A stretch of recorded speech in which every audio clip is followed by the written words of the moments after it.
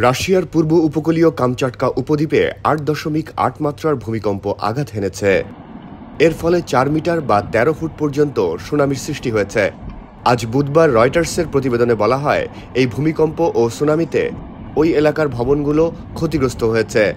প্রশান্ত মহাসাগর জুড়ে সতর্কতা জারি করার পাশাপাশি সেখানকার বাসিন্দাদের নিরাপদ স্থানে সরিয়ে নেওয়ার নির্দেশ দেওয়া হয়েছে। কামচাটকার গভর্নর ভলাদিমির সোলোদভ এক ভিডিও বার্তায় বলেছেন, আজকের ভূমিকম্পটি ছিল কয়েক দশকের মধ্যে সবচেয়ে শক্তিশালী ভূমিকম্প। রাশিয়ার রাষ্ট্রীয় সংবাদ সংস্থা তাসের প্রতিবেদনে বলা হয়েছে, আঞ্চলিক স্বাস্থ্যমন্ত্রী ওলেগ মেলনিকভ বলেছেন, দুর্ভাগ্যবশত ভূমিকম্পের সময় কিছু মানুষ আহত হয়েছেন। বাইরের দিকে দৌড়ানোর সময় অনেকে আহত হয়েছেন। একজন জানালা দিয়ে লাফিয়ে পড়েছেন।